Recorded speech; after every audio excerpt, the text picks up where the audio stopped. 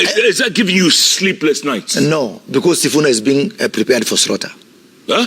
Yeah. What do you mean? He's being fattened for slaughter.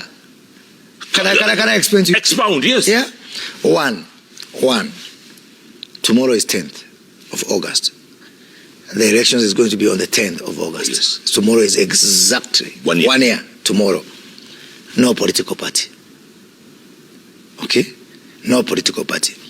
You look at the people in his team in terms of sustaining a presidential campaign. With all profound respect, I don't think the guy who is going to come up with a strategy to win the whole country is Boni Kharawale. With profound respect, you know. You see, you just look, show me your friends. I'll tell you who you are. So I look at my brother, my younger brother Sifuna. I say, is this a formation? My friend, I was here since 92 with Matiba, 97 with Kibaki, 02 with Kibaki, 07 with Kibaki, 13 with Uhuru, 17 with Uhuru, 22 with Ruto. I must know something, surely, after all those presidential elections. And I know how presidential elections are won. The way you to win presidency is not that thing I'm fighting around Sifuna there. All the excitement and the razzmatazz notwithstanding, that's not the way. That's number one. Number two, some good folks, it is difficult to be here doing Sifuna right now. Mimi sio Sifuna, kwa sababu it is difficult, it's painful. I refuse the invitation to be Sifuna because it's not a very good place to be. Now, let me explain to you what's happening. So, some people go to Sifuna, and like that mythology of Greek gods who lift you up and they tell you now you are also a god, you can also fly. That's exactly what they are doing to Edwin Watenya Sifuna. They are telling him now you are up there, like the Greek gods, you're also a god, you can fly yourself. So they are putting this thing in both Sifuna and the Mulembe nation that the Sifuna cannot play second fiddle to anyone. You see? They are doing that, yeah? Meanwhile, take this to the bank. Take this to the bank. The only one thing that Uhuru Kenyatta and Rigathi Gachagua, they don't agree on many things, but they agree on one thing. Who is their candidate? In 2007, there was a question about who was the candidate. And you remember that charade for ODM? You remember that charade that was at Kasarani?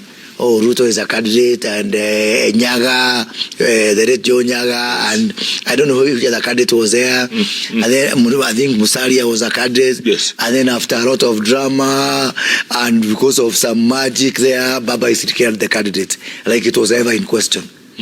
It come to 2013. Oh, Karonzo, what? Then it comes to Baba, because even a stud one people knew that Baba was a candidate in 2013. Yes. You come to 2017. Oh, NASA, but we knew after all that drama, we knew the candidate was going to be Baba. 2022. Yeah, after a lot of splitting hairs, we knew Baba was a candidate. As sure as day follows night, the candidate for Rigathi Gachagua and the candidate for Uhuru Kenyatta, who is one, is known, and it's one Stephen Kalonzo Musyoka. So they take you through all this drama, but it's already been decided. But let me ask you this: what if Rigathi wins his court case? Because he said recently that he's the one person... Rigathi does not want to be president. He doesn't want. But he said he's the one person who can remove Ruto. No, he doesn't. He doesn't want to be president. What do you mean? No, he doesn't want to. He knew he can't be president. What, he's a kingmaker? Even if he's cleared, he knows the kind of antipathy that his candidature would... and he's not stupid.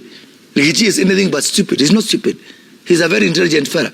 What he does with his intelligence is a question, but intelligent he is, So he's not one guy who is going to put his name on the ballot. People can lie to you. You should have called somebody else. I am here to tell you the truth, the facts as they are. Rigathi Gachagua does not want to be a presidential candidate. Take that to the bank. Number two, the candidate, not candidate of choice, the decided candidate for Rigathi Gachagua and Uhuru Kenyatta, the only one thing among the many differences they have that they find consensus is that their candidate is Kalonzo Musyoka.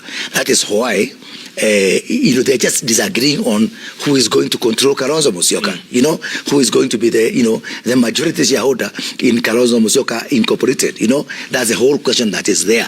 So Uhuru would want to have majority shares in Kalonzo Musyoka, Rigathi would want to have majority shares in Kalonzo Musyoka, but they all agreed that, like Henry Ford, you can choose any color as long as it's black, that's the whole thing. So you can choose any candidate for them as long as it is Kalonzo Musyoka.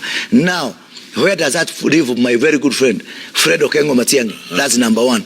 Number two, why, in their opinion, in the opinion of some people, they are hyping up Sifuna so that Sifuna can be the running mate to Kalonzo Musyoka. That's the whole thing. Hype him up, bring him up. But that is okay, which is fine, no problem. Sifuna is a brilliant young man. He has got years ahead of him. But in his opinion, I'm not sure they gave him the memo that they were preparing him for running mate position. They didn't give him the memo. And so therefore, Sifuna is going all over, and especially to the Mulembe Nation, giving them false hopes that he is going to be a presidential candidate. That you heard yesterday, Malala, Cleophas Malala, saying that, telling a lie in broad daylight, that Rigathi Gachagua can support Malala for president. No, he cannot. Because he doesn't believe that Malala has come of age. That's the truth. Number two, he knows he can control Kalonzo, but he can't control Sifuna. He knows that. He knows that. And he is not just about, I think he's lost his deposit once for the candidate. So the Sifuna factor.